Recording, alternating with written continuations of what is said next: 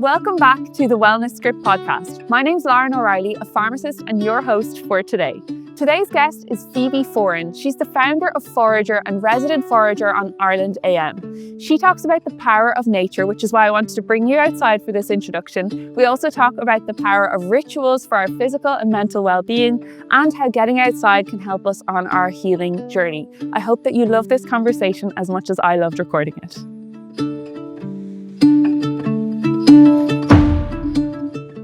Feebee, you're very welcome to the Wellness Script. I'm so glad to be here with you. Like, since I think we met at the Guaranteed Irish event, I've been like absolutely gravitated towards you. Oh, me too. There's just you have such a positive energy, and I think that people will feel this even through the podcast from you.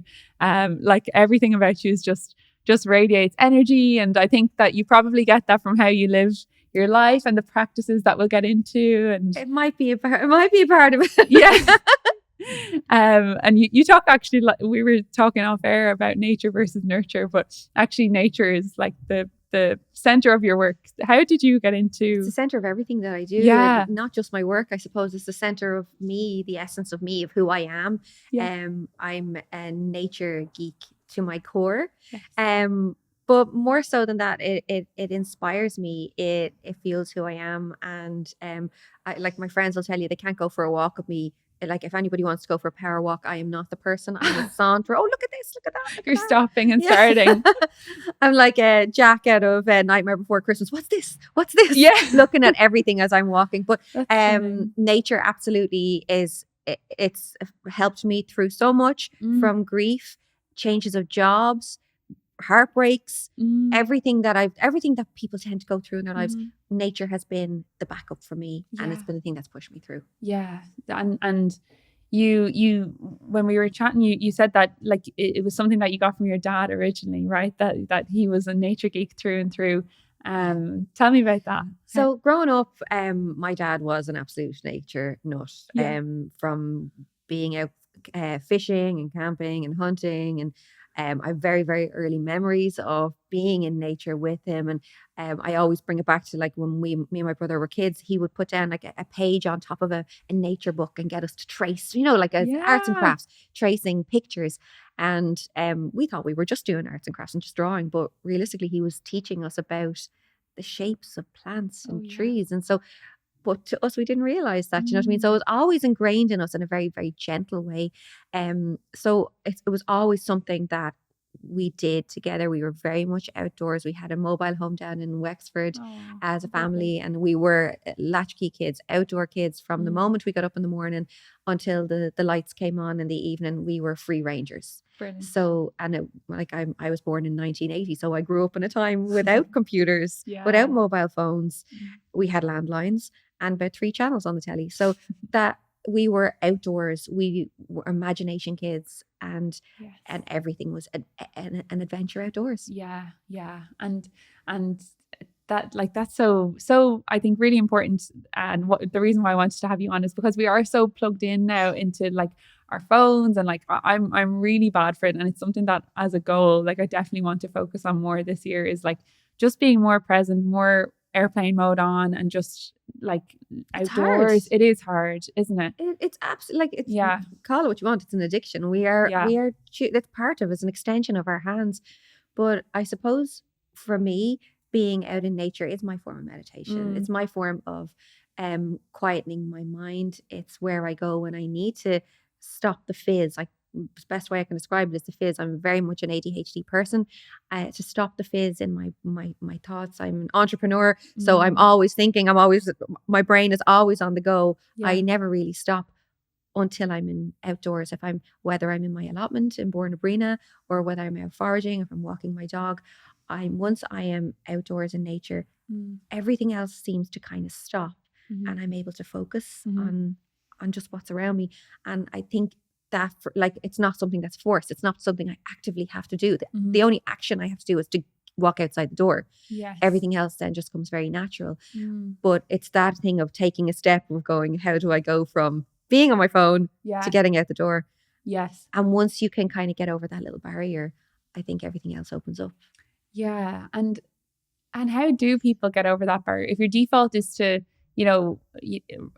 relax inside or maybe the way I'd been kind of like, okay, I go to the gym, I'll do something productive or like, sounds productive. Is it always has to be productive? This Yeah. is that we have to be doing something Yeah. and accomplishing something. And the thing is, like, being in nature might not feel like you're accomplishing a task. You're not ticking a job off a list, but you're giving yourself, you're feeding your mind, you're feeding your soul, your serotonin levels, your brain, your peace. Yes. That's a bloody big job. Yes. Massive. And like, we paid big money to come down off of this, this kind of overstimulated, chronically stressed kind of vibe that we all have going on. And I think that if I, even for myself, if I was less focused on what my Whoop says, or like, that I need to get this much done today, and actually was just moving in a very organic way that we're kind of evolved to actually do. I think it comes to a stage, like for me, getting back to nature, because I did drift away for like while I was in college and while I had a full-time job and I was all over the place. I think I did obviously drift away from nature for a good few years. I had a lot of other things. I had things going on. Whereas when I lost my dad, it wasn't a case that I went looking for nature. It called me back. And I think a lot of people will find that when things get too much, something will pull you back in. Something will pull you back to the ground, be it like that exercise, be it creativity, art, baking, whatever your thing is, whatever your, I suppose, thing place that you feel happy is, that will call you back. And for me, it was nature. It was the ground. It was muck. Like, so after I lost my dad, COVID happened pretty rapido afterwards. So having grief and COVID at this and grief and COVID at the same time, that level of isolation wasn't ideal. But having my little allotment in Forager, which was only 2 kilometers from my house, which was brilliant when we had social, we could only travel a certain distance. It meant I could go there, and it was a naturally socially distant thing to do, to be out in a little garden on your own. You're not around other people. I had lost my job. We were put on the PUP during COVID. The company that I was working for put everybody on the PUP. And so I treated my allotment as my job. And I would go up there, I'd make my sandwich in the morning, pack my little lunch bag, and I would go up and I just literally played with the muck for the day. I planted things, I drew out my maps, I figured out what I wanted to grow. And at that point, I'd been studying for a good while to be a herbalist. So I started planting more. I had been growing like vegetables and stuff like that. And I was like, maybe I should start looking at the medicinals. And I started planting things like St. John's wort and valerian and skullcap and motherwort, things that I wanted to be working with. It wasn't a case of where I'm like, I'm going to grow these things to take care of everybody else. It was for me.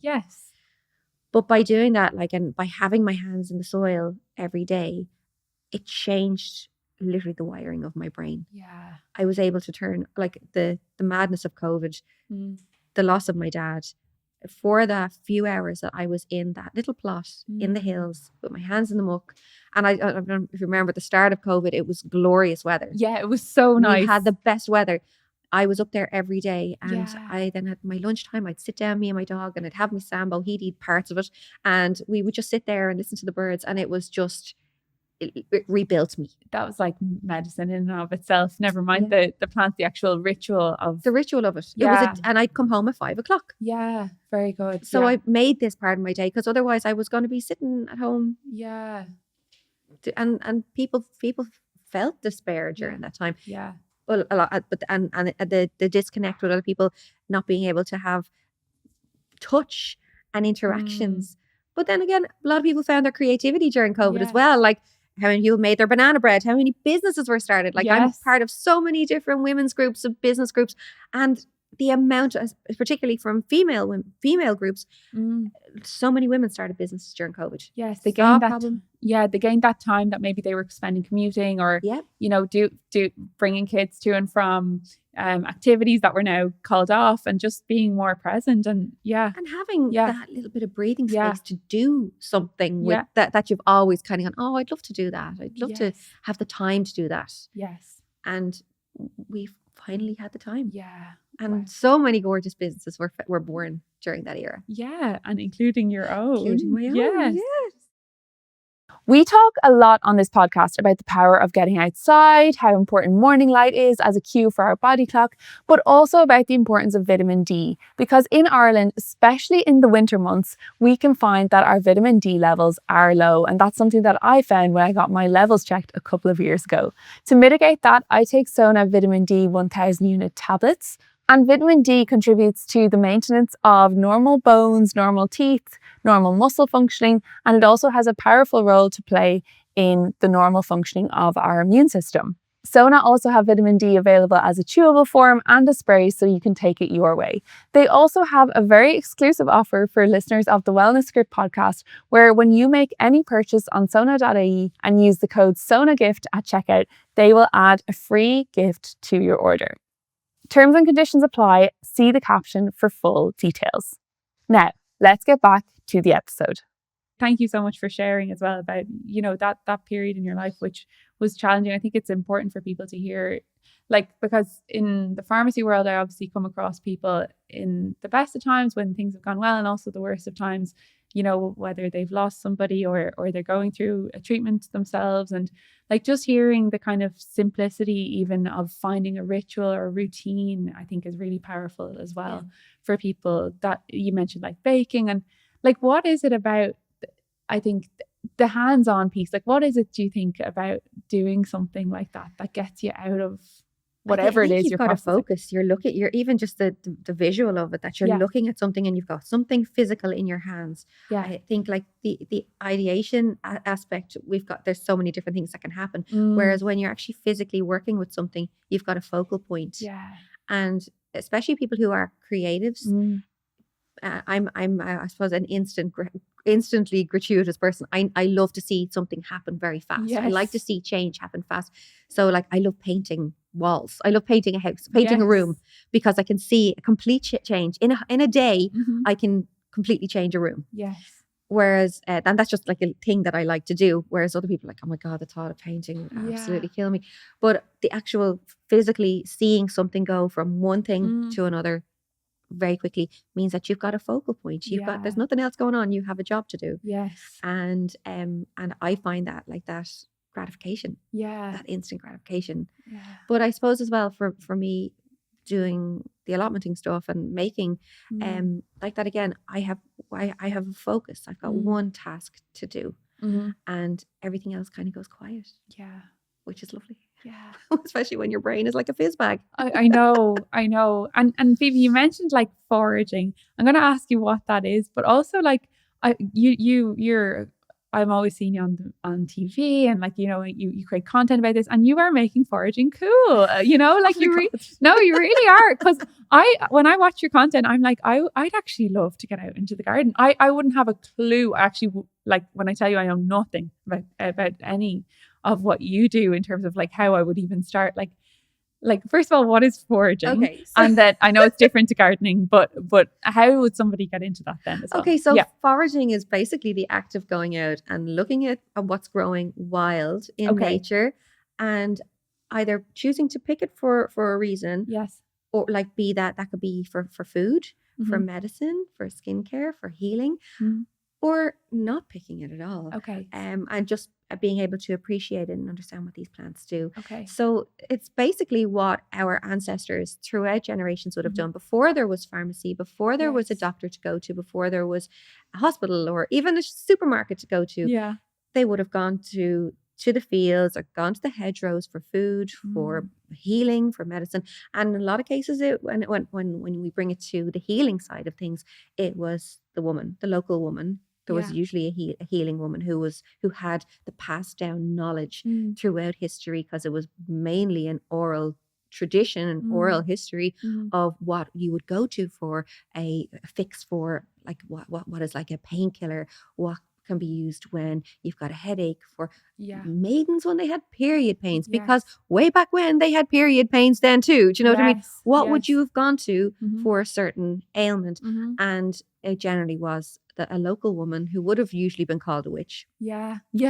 Because men didn't like the idea that these women had knowledge and power. And there was power in that knowledge. So they would have been given a kind of made visually through history, like the crone, she's got the crooked nose, she's got the wart, she's got the this, she's got the that, she's the witch. But realistically, they were the midwives, they were the carer, they were the healing person who knew the oral history of what had been passed down through its generations of which plant you would go to take care of an ailment. And the thing is, the plants that I talk about on my content, on my socials, that they would have used way back then are still growing today. They're still as abundant today and they're still as potent today. So I love the idea that I get to share this oral history, these traditions, and help people to maybe connect with them and go, okay, you don't need to use them. You don't need to even use them, but how lovely and how respectful is it that we get to keep these traditions and the stories of the women of the land alive. Absolutely. I'm such a nerd for all this because, you know, like obviously I'm a pharmacist, and like I remember we did herbal medicine as a module in college, and we did you know, even our chemotherapy modules, like so much of what's now refined and isolated from nature is used in even cancer chemotherapy, you know, like, which is from the yew tree. Powerful. The yew tree is absolutely poisonous tree. Basically every part of that tree is destined to try and kill you, bar the flesh of the berries. But it contains a compound called taxine, and that is what's in 2 of the most used chemotherapies in the world.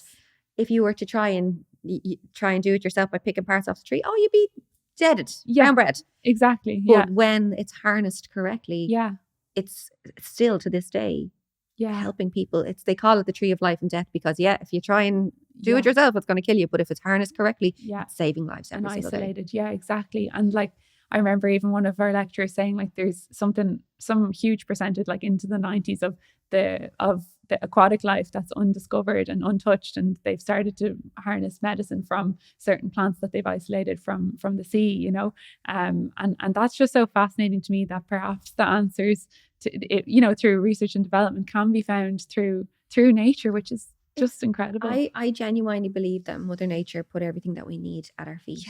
We just need to understand how to harness it. Like even when you think of mycelium, when you think of mushrooms and all of the elements that are there, we haven't even scratched the surface, pardon the pun, when it comes to what's growing under from mycelium, from mushrooms. We haven't even scratched the surface on it. It's so like I think and people are starting to kind of come back around to the idea. I think we went through a big phase probably of 100 years of people going, no, we're not working with these plants. Like when you think about dandelion, right? Dandelion, for example, 100 years ago, they were actually growing fields upon fields upon fields of it. It was more valuable than grass, which has no value really. Because 1, it's great for our pollinators, but 2, the roots can be used, the leaves, the stems, the flowers, every single part of it. They're fantastic for bile production, for your pancreas, your liver, your kidneys. It tones everything up. The bitters, they tone everything up. So they were grown for fields upon fields, for nourishment, for healing. Whereas then somewhere in the early 1900s, they got a bad PR and people start calling them weeds.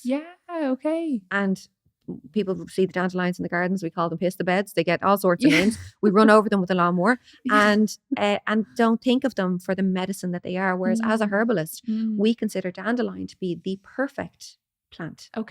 Because every single part of it has a job, has a way of helping you. You just need to know how to harness it. That's the key. And I also love that you mentioned like there is danger out that you can use nature for good or some of it is so dangerous, you know, it's the wrong mushroom or the wrong well, they say every mushroom you can eat once, but some of them you might not live to. But the thing is, like when I bring people out foraging, I do foraging tours and I do events and all that kind of stuff. So I have a skincare brand which we harness plants for, but also with the foraging tours, like one of the first lessons I will always teach people, and I will continuously say it throughout my classes, unless you know what you are picking, don't touch it. Let alone put it in your gob. Don't touch it. It's nothing to do with you. Just take a look at it. I will teach people to photo forage before I'll tell them to ever pick anything. Amazing. So create a little folder in your phone, and then you get to collect your plants that you find along your way. And like there are great apps out there that you can use that will give you a steer on what a plant is. The thing is, technology is technology. It's not always accurate. So by being able to like use books, field guides, being able to bring things down to a fine art of being able to fully properly identify a plant, that's when you know that you're good. Yes. But so when I teach people, when I bring them out foraging and teach them on my tours or my classes, I will generally teach them 5 very easily identifiable plants, and that's all you need to be able to do at the start. And then each week, if you add one more, each week just add another one. So like think about plants that you'd instantly, or if I was to say these plants to you, you'd instantly be able to identify them in your head. Nettle. Yes. You know what that looks like. Yes. Dandelions, you know, they look like daisies. Yes. You know, they look like, there's, if you were to name out different things and you're like, I know exactly what they look like. Let's start with them. Yeah. Okay. That like you've already got a visual of them in your head. So when you find them, you know, I know exactly what that is. Yeah. But do I know what they do? Now we learn what they do. So, and then so I help them to kind of connect those dots of, now I know what they are. How can I use them in my life? Yeah. So like nettle, for example, is one of the most fantastic plants for people who suffer with hay fever. Oh, yes. And repairing connective tissue and helping for anti-inflammatory. So I'll teach them along these classes, how can I make a tea out of this? How can I make something to take care of? How can I rub it on my skin? How can I how can I pick it without having to wear gloves? Yes. Okay. Yeah. Okay. That's so interesting. And then how to bake with it. So it doesn't always have to be pious and, you know, I'm doing it for all the, you know, the medicinal uses. How can I use it just in my daily life? Yeah. And even the process though is so mindful. Like if you think of, like, I remember me reading a book about like monk life and that kind of thing, and how each day when they went on the same walk each day, but they had to notice something new about the walk, whether it was a new stone or a new, like the stone was there yesterday, but they didn't notice it yesterday. You know, so if that's something that people can do, like maybe if they're going on their walk, they're like, oh, going on my silly walk for my silly mental health, you know, like all this kind of thing. But like actually, if instead to get yourself out of that gloom or out of that, you could just focus on what's around you and really notice it. And, you know, because you don't always want stimulus. I know we're on a podcast and I should be saying you should listen to your podcast on your walk, but really genuinely, like, you know, sometimes you actually just don't want to listen to anything but that visual. And there's a beauty in birdsong as well. Yes. And it does something to our brains. Yeah. So like when I'm out walking or in nature, I'll always just listen to the birdsong because it tickles my brain. It does something to me. And I think when it comes to immersing yourself in nature, all you really need to have is a curiosity. Yes. So like you're saying, going on your silly mental health walk, we've all been that person. But like that again, maybe look at what's growing around you. You're passing the same plants. Generally, if you're walking to work or you're walking the kids to school or whatever way you do your walk, everyone does a walk of some sort. Yes. A journey of some sort each day. What are you seeing? What plants are growing out of the side of your building? What plants are growing at the base of the bus stop? Because life will push its way out through concrete. Yes, that's so true, isn't it? What's growing around you? And maybe go, oh, I wonder, what is that? Yeah. A little curiosity goes a hell of a long way. Yeah. And like actually I remember my aunt minded me when we were younger, and she brought us on a nature walk, and I still remember to this day we came back with all bits and bobs, like just it was such a lovely idea to do with us as kids, like, and like just picked out the leaves that interested us, and just, we probably shouldn't have picked them, but you know, like just, and like conkers and like bits and bobs. We came back and my mom was probably like, what's all your windfall? Yeah, all our windfall. But for the first time I realized, I was like, oh, this is actually really cool. Like, and like as kids you'd keep them entertained, but we were like buzzing with ourselves. Loved it. Like I do this with my own niece and nephew. Yeah. We call it our little altar to the seasons, right? Yes. And so on my one of my tables in the house, each season we will create our little altar. Oh, so it's a little honor to the season. Yeah. So like I still have the likes of Scots pine. I've got like that conkers, different things that are growing that I'm finding in my windfall at the moment. Yes. And we bring them rose hips or whatever, and then it'll change in springtime. So it's a form of mindfulness. Yeah. Call it what you want, but it's honoring what's growing around you and just taking moments for it and going, oh yeah, I see that things are changed. Yeah. I see that there's actually buds starting to come out on the trees now. I see that there's leaves where it was all very sparse and bedraggled looking. I'm actually starting to see snowdrops now. I'm seeing the dandelions come back, see the daisies coming back now. Yes. I'm taking that little moment and little honor them. Yes. And Phoebe, as I'm looking at you here, I'm looking at your beautiful skin.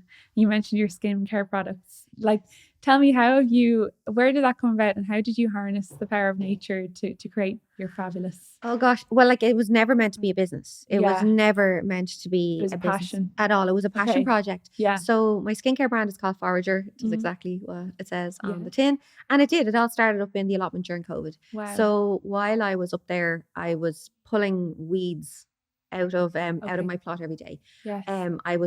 Because I was planting all my veggies and stuff like that. And I had this aesthetic in my head that I think a lot of people who are gardeners or have ever had a bit of a garden will have, that you should see the muck between the plants, right? You don't have weeds growing in between because it looks messy. Yes. Okay. It's an aesthetic thing, right?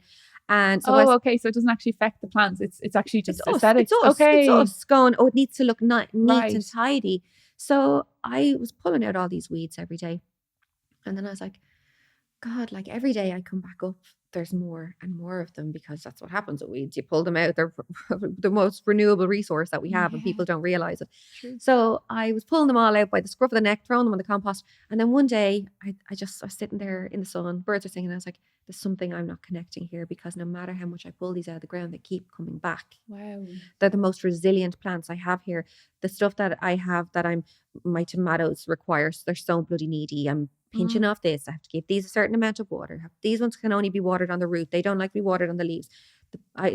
All my cultivated plants were super, super needy. Yes. Whereas the ones that I was battering kept coming back. Okay. And I was like, there's something I need to reconcile in my head. So the weeds that were growing in the allotment, there was lots of daisies, there was lots of chickweed. And I was like, what can I do with these? Because they're talking to me. Yeah. And I need to do something. So I gathered up a load of daisies that were growing in my plot one day, and I went home, and having studied to be a herbalist, I was like, I know that daisies are known as the poor man's arnica. Oh, wow. So you're a pharmacist. I'm sure you've given people arnica plenty of times, or wounds post-surgery, for hematoma, for taking care of any kind of healing. Well, daisies do the exact same job. Wow. Okay. Exactly the same job. Okay. Arnica doesn't grow native here. If you had a garden full of arnica growing, you wouldn't be running over with the lawnmower. You'd be protective of this beautiful arnica, these beautiful flowers. But for some reason, we don't have that same outlook for daisies. When they do the same job. Wow. So I made a decoction of daisies, which is basically, I slowly brewed it into olive oil, and then added in local beeswax, and we added in lavenders and stuff like that into it, and made a healing balm for it. So that would take care of bites, stings, bruises, wounds, scars. But also there's so much more to it than that, because like we have sayings that we have in our lives. So we say fresh as a daisy. Yes. Yeah. Do you know why we say that? No. Well, daisies contain a very specific enzyme that takes dead skin cells from your face, leaving you looking fresh. Oh my gosh. Fresh as a daisy. So it would have been used throughout history, throughout the centuries, by women and by maidens and by the crone, this woman who she would have helped people. It even fades freckles. Wow. Okay. So scars, all sorts. Yeah. So there's all these different jobs that daisies do, and people run over them with a lawnmower. Yeah. And when you think about them, they're so cheery. They're so gorgeous. Their Latin name is Bellis perennis, which means beauty eternal. Oh, gorgeous. So there's so many beautiful things. So the daisies is where it kind of started for me. So I made a balm in my kitchen. I think I made a batch of maybe 4 of them. I put them into little small hotel honey jars, that I had in the house. And we were all reaching out to try and connect to people on social media. Yeah. And I put up, look what I'm making today. Everyone was doing their banana breads and all that. And I said, look what I'm making today. Yes. And I start getting messages from people going, oh, I'd love to have one of them. Yes. So I was like, okay, I'll make some more. Yeah. I'll make some more. And then all of a sudden, once COVID lifted, I was doing farmers markets, and I couldn't believe that people wanted these things from me. So I made one for the daisy one. I made a chickweed one, which is for eczema and psoriasis and contact dermatitis. Yes. So that's and that plant, we call it the doctrine of signatures. A plant has a signature telling you how it wants to help you. Chickweed only grows where there's dry, cracked earth.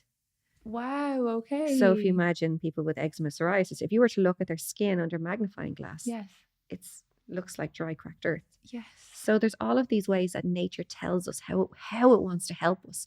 We just need to listen. God. So that was the second one that I made. So so it started basically me making things in my kitchen. People messaged me going, oh, I'd love one of them. Then turned into farmers markets. And now we're stocked in over 100 stores in Ireland and 12 in the States. We've just launched into the UK. And yeah, it's been a trip. Yeah, it's just amazing. And like even your approach to business is so refreshing, because I remember you saying about how you were at a conference and you just took a chance of being yourself and approaching someone in a very, very Feebee way, very organic way, which I think is just beautiful. And that's how you weave your curiosity and your zest for life into maybe environments that would normally be more like stoic and more uptight. Very corporate. Like that gentleman that I said that to, what I said to him was I was standing at a trade show and he was walking by me. I didn't know who this person was. He was ambling by on his phone, and he just so happened to have like a flower crown in his hair, because the day that it was a flower day. Everybody had to wear something with flowers. And I'd say he walked in the door and somebody put this on him and he didn't think twice about it. But as he walked by, I told him he looked like a whimsical fairy. And it turns out he's the owner of the biggest garden centre chain in the UK with over 53 stores. So yeah, from telling somebody, I don't think this man has ever been told anything. Yes. I'm sure he's used to people being, jump how high and yes, no, sir, no, sir, yes, sir, whereas this Irish lady telling him he looks like a whimsical fairy, it landed. Yeah, it just like it also, maybe he I don't know like what he was thinking at the time, but like as in sometimes you just need someone to lift you out of your seriousness. Like we can just be so serious to a fault, I even find that with myself sometimes, and then it takes like someone with a bit of a zest for life, or a child to remind you, something that like bring you back to earth. It's not you're not all that, honey. Like it doesn't have to be so serious. We're all just human. We all eat and sleep the same, It's all our first time round on this planet. Yeah, it's all our first time living. Yeah, exactly. It's our first time to have today. It is. And so I love that you've brought that into the business realm, but into skincare as well. And I'm sure you get people showing you that it's helped them with their skin. And it's incredible. Like I think when I first started doing the farmers markets, I always kind of had a bit of a fear of a doctor or a pharmacist coming up to me at the stand and going, all right, really? Is that what they're telling me that's doing? And now I actually have doctors and pharmacists recommending my products to their clients, to their patients, because there are people who have exhausted everything. Yes. There are people who have babas who suffer with eczema and psoriasis, and they don't want to be going down the roads of steroids very, very early in the game. And listen, I will say till the cows come home, I will never bypass the advice of a doctor or a pharmacist ever. But when those doctors and pharmacists are sending people to me, that is just, I love this crisscross of, I suppose, functional medicine, of how people are going, do you know what, there's method here, there's studies here, there's actually proof in the pudding here that this works as well. So let's try all the options. Exactly. And let's not be afraid to look at plant medicine and assume, oh yeah, roll the eyes, it's woo woo. This is what we've been using. This is what plant medicine got us to here. It got us to where we are today. We wouldn't have survived without it. Think of things like penicillin, all the different things that are in our daily lives today. Just because there's something from the past, there are great studies, there's great advances in medicine, but how lovely is it if we still get to balance certain things in? Oh, 100%. I'm like, as like a healthcare professional, I'm all about the complementary medicine. Like there's complementary and there's alternative medicine, and obviously like anyone who's watched like say apple cider vinegar, obviously there's that scary side of alternative medicine where people are being given advice to turn away from treatment that's shown to work or that has the best chance of working. They've refined what came from nature and brought it down into a medicine, like what we talked about, Feebee. And like and I think that where nature and modern medicine work best is like hand in hand, and where as long as one is doing no harm, then they go so well together. Like whenever someone's going through something, I'm always talking about the power of doing yoga and breath work alongside their treatment, and using natural botanicals in skincare and even in cancer treatment and other immunological conditions. You can get dry skin as a side effect and things like that. So it's nice to have natural support. That you're not going to have like hormone shifters or anything like that. That you're going to be able to help feed your body. It is an organ. Feed your body in a different way. Yes. In a way that's like, and that's not to say like, I do take a bit of a, like, I was only watching Tracy from Doctrine, fantastic. Tracy Ryan.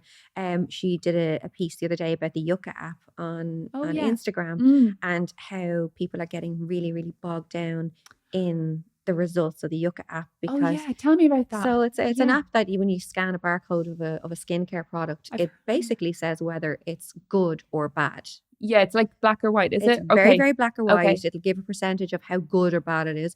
Like the lowest percentage of natural ingredient in my products is 96%, because we have everything else is 100%. But one is 96%, one is 97%. But that's because we need to add gentle preservatives to keep them on the shelf. Yes.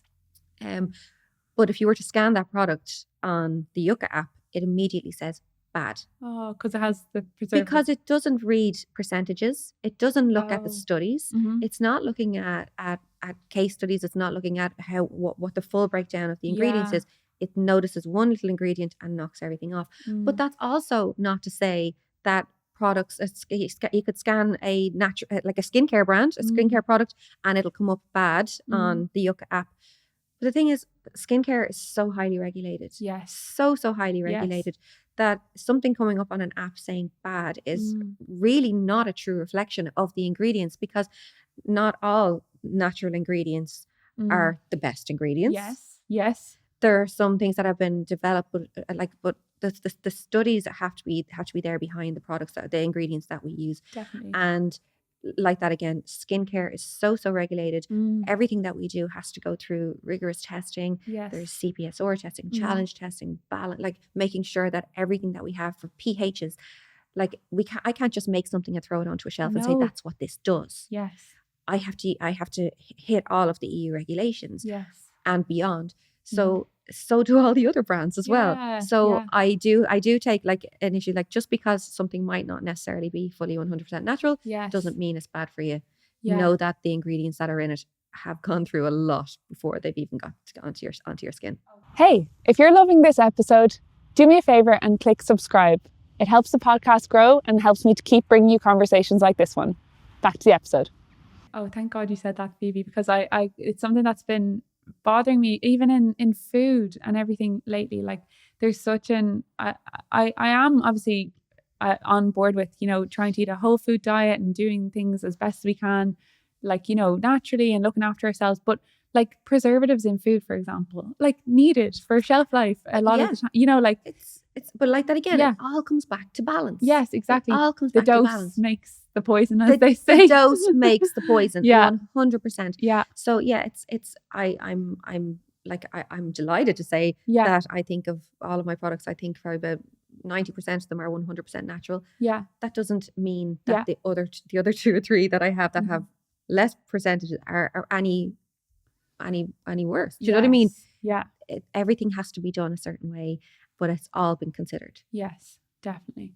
No, I think that's really important, because it comes up so much from food, from skincare, and then even from the point of view of medicines and supplements and things like that. Because like if you think of a tablet like paracetamol, your standard paracetamol tablet, for example, there is filler in it, because how else are we going to take it? You know, like it has to be there. But it's all, as you said, like with skincare and everything, it's all been regulated, certified, especially with medicine. To do anything. You can't. No, you couldn't. You couldn't do it. And even like I did an internship in a pharmaceutical company during my college years, and like even the cleaning, how the machines are cleaned gets signed off and is optimized for making sure there's no residue of even soap in the vessel. So like it's just then when people are like, oh, it's terrible. I take like issue with people using the terms like toxic skincare and all that kind of stuff, you know, toxic beauty. There's like, if you knew how the skincare world works, you can't put anything toxic on anybody. No. You can't. No. It's like the studies, the tests, the checks, everything that we have to go through. We can't use anything toxic. Yeah. And why would you? Why would you? But no brand wants to be that one that's in the news getting the recall because of XYZ ingredient was found. So it's just a matter of like looking at these terms and going, There's a scaremongering there. Yes. There's a whole other, and there's a reason that people use these terms, that there is marketing scaremongering going on. True. There isn't skincare brands that are allowed to use anything toxic. No, Why would you? But yeah, that's the thing. It's just a matter of going, well, who's benefiting from these words? Yeah. Like, I think if for your products, for example, like they're natural. They stand on their own 2 feet. You don't need to slam anything in order for your product to be seen in its own right as being such a powerful harnessing of what's out there in nature. You know? And that's the thing. And it's for some people. Yes. And there's space for everybody's needs when it comes to, like, and I'm very, very, very honest. Like, I'm not a skincare expert. I'm a herbalist. Yeah. Okay. So I like there's people out there who'll be able to tell you about the layers, the dermis, all different parts of the skin and how the skin works. And I amn't that person, and I'm very open about that. I'm a herbalist. Yes. I know what these plants do, and I'm bringing you those plants. Yeah, that's where I'm hoping people will look at these plants and go, oh, actually, that is in my garden. I'm able to look at that. Oh, I'm able to think about that one a bit differently, and makes them think about nature in a different way. Yeah. So Feebee, how do people bring more nature into their lives as a ritual or other rituals even? What do you do as a like wellness practices? Well, I suppose like I have a dog. I have a whippet boy, and the love of my life. Oh, and one of the best, like, well, he gets me out every day. I have to bring him out every day. Yes. So I think get a pet, get a dog. Yeah, just get a dog. I've never had one. And keep the dog forever. Dogs are not just for Christmas. Yes, definitely. Yeah. But like being able to just be outdoors. But even if you don't live in a space that allows for a garden, maybe you live in rented accommodation, you can't dig up the garden. Yes. Maybe you live in an apartment and you've got a balcony and you don't have space. Bringing green into your life in some way changes everything. It's funny. I was in Dubai a couple of years ago. Yeah. And by the time I came home, I realized that my eyes were craving green. Oh, yes. I was craving green. And like, so by even just having this color in your life, this natural, like they say, the same thing happens with the sea, green and blue. By having these colors into your life in a natural form, not in a plastic plant, in a real form, yes, does something to your serotonin levels and your dopamine levels. Makes you feel happier. So whether you have a little balcony, maybe like grow your little herbs for your dinner. Yes. Okay. Make your little pots of little things. Do you know what I mean? If you're someone who might suffer with sleep problems, plant yourself a little pot of chamomile. So at nighttime you're able to pick your own chamomile, or maybe lemon balm, which is fantastic for helping you to sleep as well. They all grow easily. The ones you're mentioning. Like lemon balm is of the mint family. Yeah, it will survive a nuclear holocaust. Really? Plant it in a pot, because otherwise it'll live rent free in your house. It'll take over your spare room. So like things like that. If like plant things like that are going to grow very, very easy, that you can't go wrong with. Okay. One thing I will say is if you're buying your herbs from the supermarket and they die, because a lot of people do that, and then they say to themselves, oh, I can't keep a plant alive. Oh my God, I'm a plant killer. No, it's not you. This isn't a you problem. It's a them problem. Those plants are grown fast to be used fast, to die fast. And in those little tiny pots is usually about 60 plants all competing for the same little bit of muck. They are going to die fast unless you start separating them all out. But if you plant yourself some little seeds in a little pot, and let them grow, you're going to and take care of it, you're going to have a really lovely strong plant. Okay. So you could, like, if you're someone who might have the likes of, like, I don't know, you might feel like you get bloated after dinner. Grow yourself some mint. I would love to. I love peppermint tea, and I want to just have fresh mint tea. So I'm definitely gonna. Mint, I'm telling you, put it in a pot. It's taken over an entire bed in my allotment. It grows like wildfire. So when I tell you, when you come into my house, you're having mojitos, it's just basically because I'm trying to get rid of the mint. There's some nature in there. The mint, but the likes of like that lemon balm, your chamomile, things like that you can actually just start having. But like your rosemary, throw into your roasties, your thyme. But like you can also use all of these plants as well. If you've got a cold, like by just brewing them in a pot. Some rosemary, some thyme. Like think of all the natural, beautiful goodness. Lemon, oranges, fling them all in the pot. Some cinnamon, some honey. and make yourself a lovely tea. That's going to be great for hitting all your vitamin C, for lifting things off your chest, for just helping you, even just breathing it in. Definitely. The steam is really, really good for you. So if you're someone who might find it hard to get out, bring it to you first. Oh, amazing. Yeah. And then you can start going out and bringing it. And then maybe if you might have a little corner of your garden that you can then go, do you know what? I'm actually just going to take that as a bite-sized chunk. Yes. Taking over spaces in your garden can be a big job. And so maybe just a section, that's where you put some pots, and then maybe those pots go into the ground, you know, the plants go in, and allow little spaces for yourself to have that. This is my little kitchen garden. Yes. Okay. I love that, because it's so like there's so many benefits to like gardening, and coming into contact with the soil is good for our immune system, and, you know, obviously getting outside is beneficial too. So making the most of any space that you have, as you said. Spaces like I grow lots of peas for my niece and nephew, right? Lovely. Because when they come to my allotment, they just love picking them. It's like that instant gratification, picking them off and eating them and munching away in them. And how this gorgeous thing of seeing kids being able to pick peas off a vine and eating them. And that's the thing, like, it's just bringing it back to that. So like even if you have a tiny little garden or tiny little pots, peas, and you haven't grown anything before, they're a fail safe.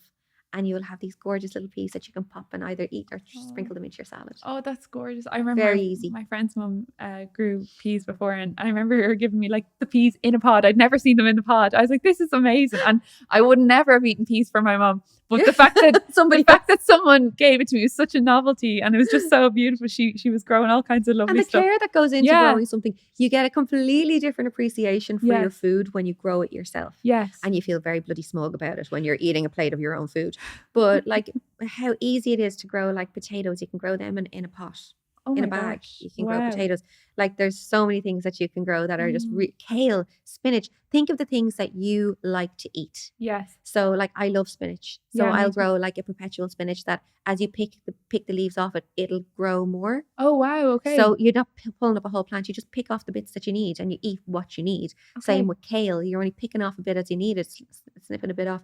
And the plant likes that. Oh wow, to grow more. Oh my so gosh. Like think of the things that you like to eat and start there. Oh, I love that. That's such a great way to you're eating seasonally, and you're almost excited about the fact that because I'm always talking about adding fiber to your plate if you can, you know, because a lot of the time we might eat a little bit more beige kind of foods, like not, you know, when we're not thinking about it. But if we have a plant that's kind of calling us outside, like, oh God, I better use that. It's been growing, you know, so then you're definitely getting your whole foods. I absolutely love that, Feebee. And there's just so much to learn from you, and I want everybody to follow you on all of the channels to learn from it, because I get so much positivity from looking at your content and inspiration to get myself outside, even at the very least. But if there was, and it's hard to do right now because it's so cold. Yes, yeah. But spring is on the way. Spring is on the way, and by the time this comes out, hopefully we'll be in some air. Gorgeous, some gorgeous sunshine. But if nature has taught you one life lesson, whether it's skincare or otherwise, what would that be? Just to leave people with. Trust it. Yeah. Trust it. Just because something like look at the trees right now, there's nothing on them, right? There's nothing going on in them. There's no leaves. Just because something doesn't look like it's growing on the above surface level, know that there's growth happening under the ground, and people will feel that with themselves. Sometimes you don't see change, you don't see things happening the way you want to. Doesn't mean you're not growing internally, you're not learning. I always say, just because stuff isn't happening on the outside doesn't mean there's not a riot going on underground. Oh, I love that. The roots are spreading. Stunning. Thank you so much. Thank you so much, Feebee. Thank you for having me. We'll have all the links below so people can find you and follow your gorgeous self. And thanks so much. Oh, love you. Love you too. That's it for today's episode of The Wellness Script. If you enjoyed it, make sure to hit subscribe and review with 5 stars. It really helps us to grow and keep these evidence-based conversations coming with top experts to help you on your health and wellness journey. You can follow us at Wellness Script Pod on socials for more. And a huge thank you to our sponsor, Sona Vitamins, Ireland's longest established nutritional supplement producer. Catch you next Wednesday with a brand new episode, Your Prescription for Better Living.